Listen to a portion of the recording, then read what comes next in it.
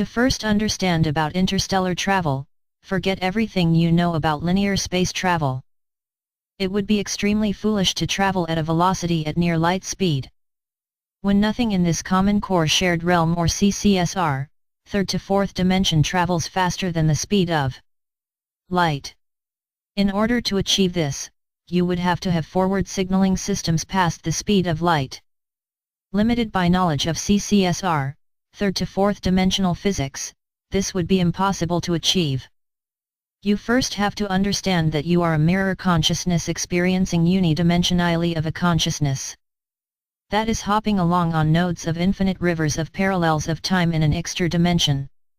That extra dimension, or God's factory, contains the building blocks for all possibilities which stream through time in the third to fourth dimension. However, you are only aware of the mirror image, as opposed to the real. You are part of a five-body system in which the consciousness, not really a body, can exist simuldimensionally. Time and space-time are tangible, both in the third to fourth dimension, and in the extra dimension. All matter in the CCSR, third to fourth dimension can be broken down into atoms, all atoms into quarks and leptons. All quarks and leptons broken into small strings, and the dividing keeps on till some 16 levels. After that, matter ceases to exist in the third to fourth dimension, and in fact becomes known as nil matter. Nil matter cannot exist in the third to fourth dimension. A black hole is a garbage disposal for the leftovers of a dead star and surrounding debris, sucking it into a dimension where matter becomes nil. Thus, we find it amusing to hear of future attempts by your scientists to travel through black holes.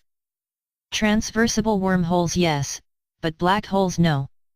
Some 3 levels up from nil matter is what is known as the resonance factor. It is very important you understand the resonance factor.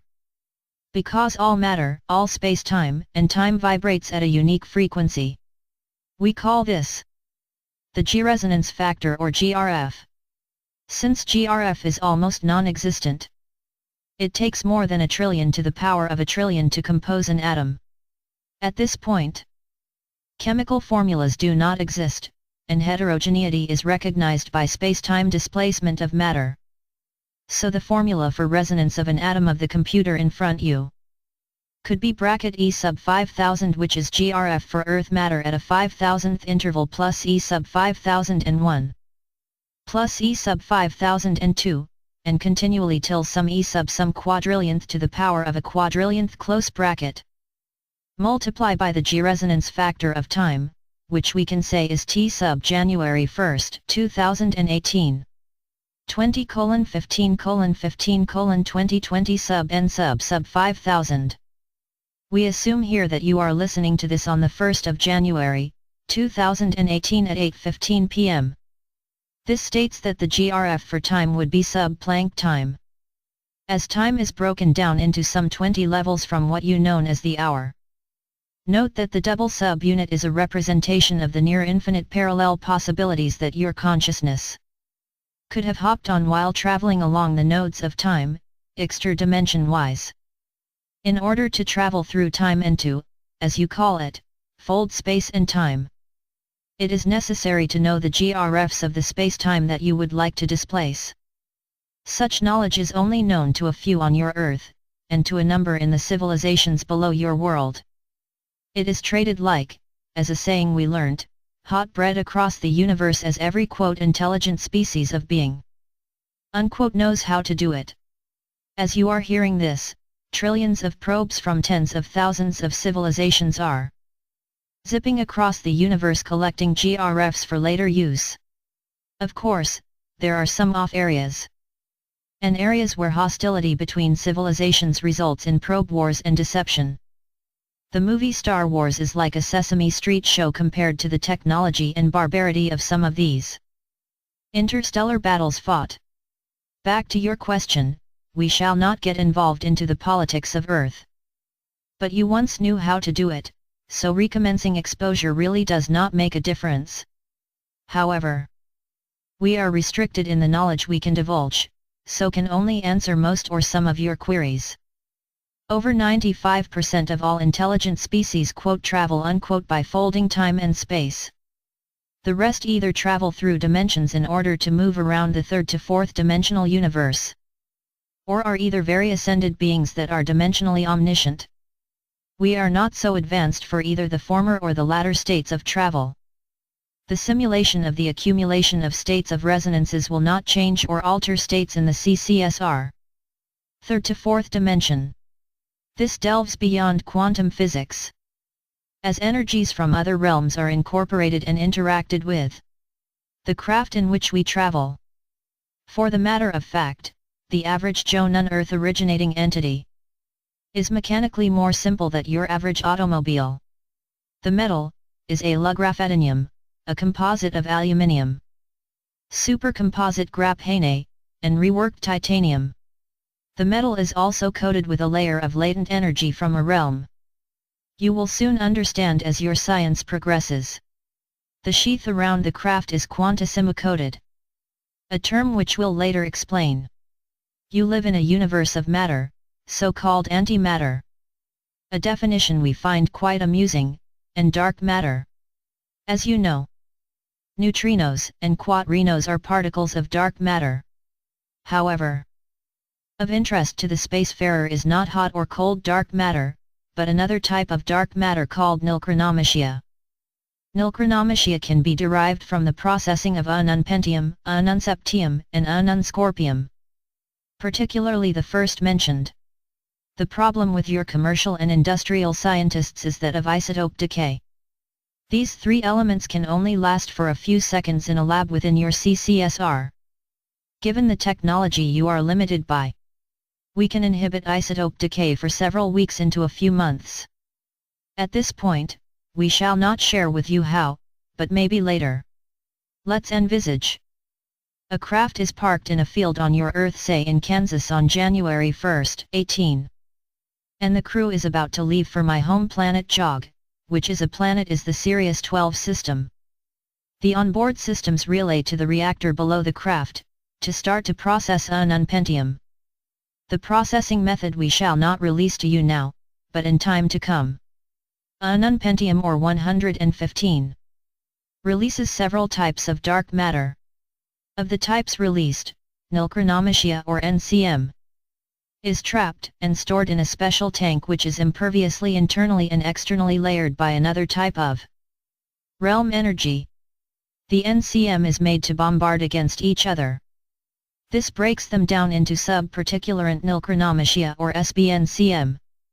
SBNCM can be made to synthesize the GRF of any particle in the universe. This is where your mind must be opened. You see, most dark matter traverses many dimensions, and so shares qualities with other particulariants of other dimensions. Time itself is an intra-dimension. Returning to our craft. Around it is an impervious layer of radiation from an element higher than 120 on your periodic table. Nothing leaves or enters the craft once that radiation layer is surrounding it. Now as the SBNCM flows from under the craft to envelope it, a person standing some 50. It is advised to stay well over 100 feet, away would see the craft disappearing. In effect, SBNCM enfolds the craft in a shared Earth-time realm, where time equals to zero. If you will. It locks it in a time bubble. This removes the craft and its inhabitants from the CCSR. The person standing some 50 feet away could walk right into the space where the craft is and not know it. However, the radiation effects would be devastating. With the craft inside the time realm, a portal to the extra dimension, or God's factory, is opened. Now recall that, whatever occurs in the extra dimension, happens in the third to fourth dimension. While the portal is opened, the onboard system creates a series of an algorithmic synthetic GRFs, which I will now explain. Say we would like to travel back to planet Jog, well firstly, we would not open the portal in Earth's atmosphere, as it is advisable to portal open some 500 miles above the atmosphere in your case. We can travel unseen through the time realm to that height, or travel seen. It really makes no difference. We are now between the third to fourth and extra dimensions. The synthetic GRFs are made to mimic those that flow in the parallels of space-time and time in the extra dimension. Note that, when in the shared Earth-time realm, only time travel within timelines of Earth is possible. But not time-space folding. For example, say it is January 1, 2018 21:45:45, 45 sub n, sub 2.5 billion. We could mimic time GRFs for January 1, 1940 21:45:45, 45 sub n, sub 2.5 billion. And travel back to the year 1940 at the exact time indicated. Of course, we would have to factor in the space-time displacement equation, where we could mimic for a manifestation in England or Germany. These GRFs are known. Say we would like to displace a craft of some 20 feet squared in the Fritz-Walter Stadion in Germany. You would need over a quadrillion times a quadrillion to the power of a quadrillion space-time GRFs to do that. The onboard systems can do these calculations in Planck seconds. However, it becomes more complicated because we would like to return to our home world of JOG, which is some 2000 light-years from Earth. We would need the space-time displacement equivalent in GRFs and the GRFs of the time we would like to travel to. Say we would like to manifest ourselves at Checkout 1, which is an interstellar customs outpost within a CCSR JOG realm, some 1000 miles above JOG. We are returning to the JOG year, 2045, 3rd month, 10th day at 8 p.m. Our system would synthesize the SBNCM to the GRF equation of T equals March 10, 2045 08:00:00:00 sub n. Sub 100 billion, open bracket space-time factor of J sub 1 billion, 100 million, 2000. 555 plus J sub 1 billion, 100 million, 2000. 556 and so on until we get the space-time displacement measure, then close equations bracket. There is one more factor, however, which was put by the creator of the universe to partially ensure the foolproofness of reckless space-time tampering. There is a third variable, which relates our presence in the Earth-time realm to all things in the universe. This is the X factor. So continuing on with the equation, not even if we could synthesize down to perfection, would we move until we know that X factor. Whereas resonances are known beforehand, that last factor is not. So the system runs through several possible calculations at some 50 quadrillion times 50 quadrillion to the power of 100,000 quadrillion calculations per second to figure out that last factor. Sometimes we are literally stuck for hours in the time realm until we derive it. More advanced travelers can obtain it in seconds. Recall earlier we talked about the outer sheath being quantisimo-coded. These means that the first synthetic reconstructed GRF equation reconstructed into grosser matter as it flows from under the craft, will automatically / simultaneously convert the surrounding SBNCM into exact type. First synthetically reconstructed GRF equation reconstructed into grosser matter particles. One of the fundamental laws of the extra dimension states that at no time can a particle or series of particles exhibiting all the resonances of space-time and time within a predefined series of parallels of time exist outside of those parallels of time. In layman's terms, we are sucked from the shared Earth-time realm. Recall that we were already in the portal, and into a predefined series of time parallels within the extra dimension. Those new parallels of time will now incorporate a JOG realm. Now remember, I said earlier that the third to fourth dimension is a mirror of experiences within this extra dimension. Therefore, all third to fourth dimensional beings would experience a slight loss/gain of space-time. As we manifest within JOG space-time, I see my wife and kids waiting at the dock for me. In the distance other ships are also manifesting. It has been a long hard day for us interstellar surveyors. But we are willing to do it again tomorrow. Hope you can join the thousands races and beings of your interstellar Brothers and sisters, as we make mind-blowing discoveries every day about this universe. A universe we think we know about, but every discovery leaves us even more in awe. We will see you again. This time in the open and for all to learn, in 2064.